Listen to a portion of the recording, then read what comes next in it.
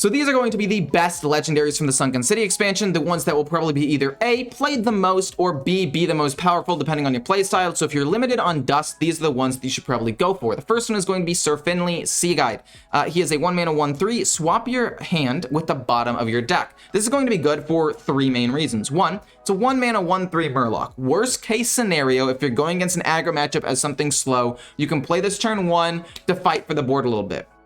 You could also use this if your mulligan ends up being really bad to just reset your hand, worst case scenario. Or 3, the more important thing, is if you put a lot of things to the bottom of your deck, because every single deck is going to have at least 1 or 2 interactions that put stuff at the bottom of your deck, you can use Sir Finley to have a pretty decent power spike all for 1 mana, and potentially get rid of some useful cards into certain matchups. Like this could end up being very, very useful sometimes. So yeah, even his worst is extremely powerful, and his best is an insane power spike for 1 mana. So very, very good flexible card. And speaking of flexible, it's going to be another neutral card. Oh yeah, also Sir Finley's neutral, so we can go in basically any deck you want. Next is another neutral card, Queen Ashura, which is a 5-mana 5/5 battlecry. If you cast 3 spells while holding this, choose an ancient relic. 5-mana 5/5. Decent stats. I mean, it's not anything special, but it's solid. But the ancient relics, insane. You have the Ring of Tides, which after you cast a spell, this becomes a copy of it that costs 1 less. Just imagine if you're playing this in like Mage or something, Pyroblast, boom, you can play Pyroblast again the very next turn for 1 mana, if not have a sort of combo to potentially play multiple in 1 turn. Then you have the Horn, which is 3 mana and a random colossal minion to your hand. It costs 1. For 4 mana, you're basically going to get anything that ranges from 7 to maybe even 8 or 9 cost, which is just very effective or efficient. Then you have a weapon, which will be good in a more aggressive deck where every time you cast a spell, deal 2 damage to the enemy hero and it loses a durability. It's basically 10 damage. And then the last, you have the Tide Stone, which is shuffle 5 random spells into your deck, set their cost to 1 and draw 2 cards. Worst case scenario, it's a 1 mana draw 2 with a little bit of randomness, but it can hit very effectively sometimes. So it's a very flexible card, a lot of different potential win conditions. It's neutral, so it can go in any deck. It's just really strong. Next is Any Stormcoil. Any is a 5-mana 4/4 with Battlecry. Choose a friendly mech, summon a copy of it with Rush, Wind Fury, and Divine Shield. This is going to be good, and because 1, it's neutral, and 2, mech is like the secondary tribe that's getting support. No, I guess it's Murlocs as well. So Nagas, Murlocs, and mechs are getting supported a ton in this expansion, and there are already some mechs that already exist today, or in the current expansions that aren't leaving, and some that'll probably be coming in the core set. So this is just going to be an effective card in general. Like, you can just put this in any mech deck, and the stats you get out of it, Rush, Wind Fury, and Divine Shield, is just going to be so good, right? Like, worst case scenario, you put this on a fairly mediocre mech minion that's already on the board, and you get one with a ton of different abilities. Like, even if it's just like a 3/3, you make a copy of it, it becomes having a ton of abilities. The stats of this essentially just became a 7/7 with 3/3 stats, having Rush, Wind Fury, and Divine Shield with this hypothetical 3/3 mech minion. So even in its like worst position, Any is going to be very, very good. Next, we're going to go to a Colossal card, and it is probably the best Colossal card in the game. If you do the math, when you play Hydralodon, and let's just assume you kill off both of the heads, it's a 7-mana Colossal 2 Battlecry, give your Hydralodon heads Rush, you're gonna get 2 of these, 3/1 Rush minions. Decent, right? Right off the bat, the stats of this are going to be 11/7, not bad. But you rush them in, they both die. You get 4 more heads because the Death Rattle says if you control a Hydralodon, summon 2 Hydralodon heads. And you're going to be controlling him because you're going to rush him in, and you're going to get 4 more, which essentially is 12 4 more stats. So you're going to have about 23/11 stats on the board right off the bat from this. And it's potentially infinite because if they don't kill Hydralodon immediately and you're able to hit even more times with the heads, you can get even more stats out of this. They have to kill off a lot of minions. Yeah, it's susceptible to board wipe, but not everything will have the board wipe to deal with this.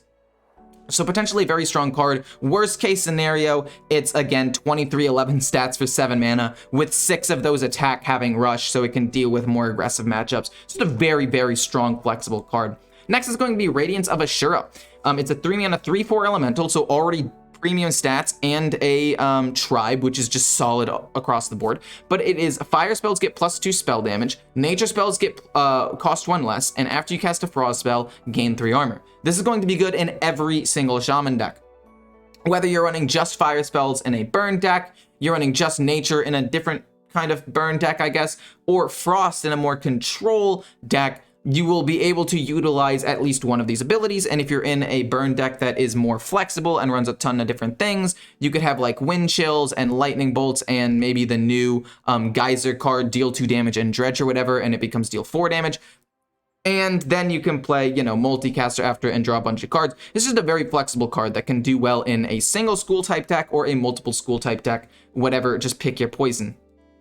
Next is going to be Raj Nasjun, which is just, you know, after you cast a spell, deal damage equal to its cost to the enemy hero. And this is just going to be really solid to finish off your opponent in a quest hunter or even just a face hunter. It's just like play this, play aim shot and then quick shot and hero power for 9 mana to try to finish your opponent off if you're at that stage of the game. And next thing you know, you're not just doing the normal, you know, I think it was 10 damage, you're going to be doing 15, not to mention the fact that if he ends up surviving, you're able to use this ability more than once. This is a nice way to pile on a little bit of extra damage, which in an aggro deck could be very, very helpful. And in a quest hunter where everything is spells, this could be very, very strong. This is across the board a pretty good aggro card. This isn't in a particular order, by the way, except the neutral cards I think are the most important. Honestly, I'd probably put this down here as like one of the least important of the top 10. Probably 9th, I would say, but still solid.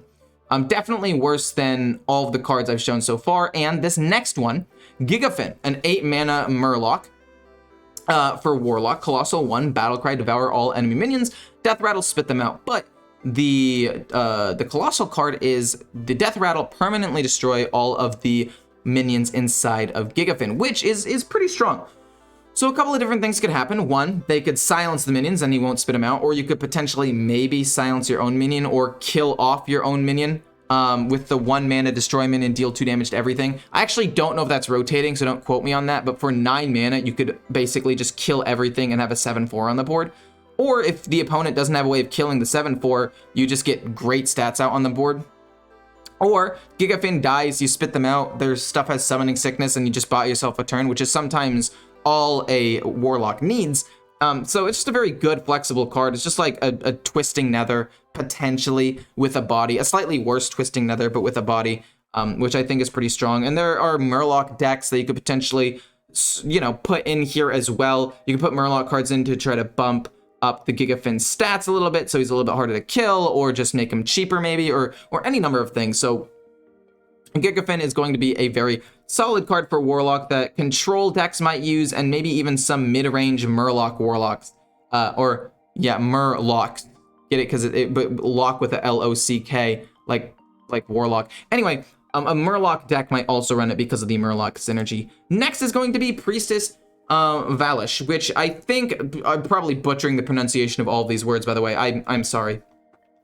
And I think that it could probably go above Gigafin. So I'll probably go through all of these with the more official order now that I'm looking at it again. But a 0 mana 1/1 refresh an empty mana crystal for each spell you've cast this turn. I mean, basically you're going to be playing this in a Miracle Priest, and it's just going to give you a ton of mana. Worst case scenario, you could use it fairly early on too. Like turn, you know, maybe 5 with a Condemn or Palm Reading, Condemn, Renew, get some decent value, or however that order's supposed to go. Then play this for 0 and gain 3 mana on top of that, so you can play some extra stuff if you're playing into a more aggressive matchup. It's a very flexible card. So yeah, I think this one's definitely going to be good. I think people are a little bit more scared of it than they should be. I think people are like, this is gonna break the game. And I slightly disagree, only because I think that the decks it'll be utilized in, like Miracle Priest, already have so much potential mana chi and generation that it might not be as big of a problem. But also, mana chi is still broken. Like, people are saying this is going to break the game. I'm saying it's still a 5 out of 5 card, but I don't think it's game-breaking immediately needs a nerf level of strength, is what I'm saying. And some people were also saying at the beginning, they're saying it might need a nerf immediately. I don't think that. I think it's a 5 out of 5 for sure, but not game-breaking, like I just said. Next is going to be Nelly, the Great Thresher, which I really, really like. 7 mana 5/5 Colossal 1, discover 3 pirates to put in the cruise ship. And the reason why I think this is good is because it is a 5 mana taunt minion. So it's a 2/6. With Death Rattle, add the pirate crew to your hand, and they cost 1. which will be good in a more control style Pirate Warrior, could be good in an aggro Pirate Warrior as a late game bomb, or might just be good in a control deck in general because it's resource generation, good stats, and you're able to contest the board once you hit turns 7 and 8. So I think it just is a very across the board, very flexible, good warrior card that you could probably, if you have it, just throw into multiple different builds. The only one this won't fit in maybe is just like a pure aggro deck. And again, even then, could be your late game bomb that gets you 3. I mean, especially if you can discover some extremely strong pirates. Like just imagine getting, spoiler alert, the Admiral potentially. I don't know if you can get ones from other classes, don't quote me on that, but let's just say you get like the Admiral and 8/8 or any other big pirates, and you're able to play it for 1. Like it's just going to be super strong, even in an aggro deck as your late game finisher. So overall, it's a very good flexible card that'll go in a lot of different warrior decks. Next is going to be Kotari Lightblade, which is a 2-mana 2/3. After you cast a holy spell on this, cast it again on another friendly minion. This is just a good card. It's a 2-mana 2/3, which is pretty premium stats for a 2-cost minion. So if you're going into something aggressive where you need to immediately fight for the board, got you covered. But also late game, you could potentially play this with some pumps, like the holy spell that costs less for every holy spell you've cast, or every mana on holy spell you've cast. That gives 5/5 divine shield. You can play that with this, and it can pump up something else. And next thing you know, you're giving 2 things, +5/+5 in divine shield, or maybe +4/+4. I haven't remembered all of the cards yet. I do apologize for that. But a lot of different things you can do with Kotari Lightblade that is just very strong. Use them early and try to snowball them as fast as possible. If you're going against a slower deck that you don't think has removal, use them early against an aggro deck, or combo him in the mid and late game. Choose your poison. Obviously very, very good. And then the last card is going to be the Pirate Admiral Hook Tusk. And maybe, just maybe, I'm exaggerating this one a little bit. And this one is on here as an honorable mention, basically, because it is a very niche card, because you need to be running pirates for this to work. But I think all the supplies are going to be extremely, extremely good. I mean, it's an 8-mana 8/8. Summoning 8 pirates is going to be fairly easy, I believe, because there are a couple of cards that can cheat out pirates. There are a lot of cheap pirates already. There's a 1-mana 3/1 pirate that does a damage, so that could be a very good aggressive card. And if you're using this in a sort of like disrupt rogue, you can steal 5 of their cards, so they'll go close to fatigue, and maybe you steal something good after, say, like a Kazakusan, could be very, very strong. Take their gold to steal 2 cards from their hand, could take Kazakusan right out of their hand, or do some other shenanigans. Or take their ship to just take control of your opponent's highest attack minion, and try to use that to finish off your opponent in the late game. Like, let's just say they pump up a big minion and their paladin, you just say, nope, that big card that you just pumped up, yoink, it's actually mine now. Kind of awkward, sorry. And there's nothing that they can really do about it. So I really like this card. I think it's going to be really fun. Do I think it's going to be as strong as the other ones on this list? Probably not. And are there other strong legendaries? Absolutely. For example, the Colossal Mage card I think is going to be very strong, but the problem is it's only going to be strong in a mech mage. It's not going to be as flexible as, say, Gigafin or any of the neutral cards, or even Hydrolodon, which could be used in any mid-range hunter deck or big beast hunter deck, I guess. It depends what you want to do with that. I mean, Radiance of Ashura is probably ahead of the Hydrolodon. But overall, let's just go over the tier list one last time. We have Sir Finley as the number 1, Queen Ashura as number 2, Inni as number 3. Then we have the Radiance as number 4 because it's just so flexible in Shaman. It's going to go in basically everything. Next, I'm going to say is Priestess. I know I said people are overreacting to the card, but it's still going to be an absolutely phenomenal card that's going to give Priest a fighting chance in a lot of this mana cheat resource generation world that we live in Hearthstone. Next is going to be Hydrolodon.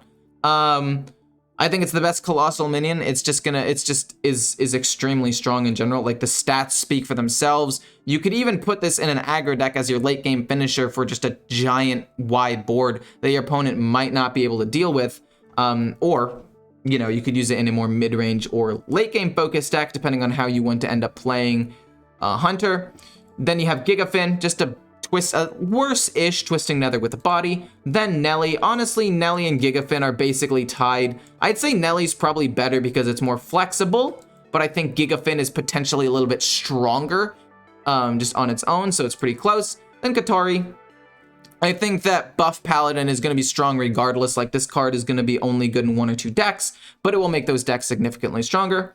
Raj is probably the worst of these 10 cards, but still very solid. And it's just good in an aggro Face Hunter. Maybe I'm biased because Face Hunter is the first deck I ever hit Legend with, and that's probably why I gravitate more towards aggro Hunter cards. And the last one is Pirate Admiral Hook Tusk, just because it's a strong card overall. And I mean, it's a little bit more limiting, so it doesn't meet the criteria of some of these other cards, but I think it's going to be a really big swing. It's going to be played a decent amount, and it's going to be very fun to play when you play it. So honestly, very much looking forward to this expansion. There are other strong legendaries in the game. This is not including core set because you're going to get all that for free, and that is not including this one last card right here in the neutral category, the Ambassador, because you are going to get him for free as well. He is going to be that card that you get at the start of the expansion, that free legendary that everybody's going to get as long as you play during that expansion. I don't think I'd put him on the list. He just wasn't included in the consideration. Same with Blade Master Okani. I actually think that he might have made it just because of how flexible he could potentially be. But again, everybody got him, and everybody's going to get the Ambassador for free, so I did not include them on the list.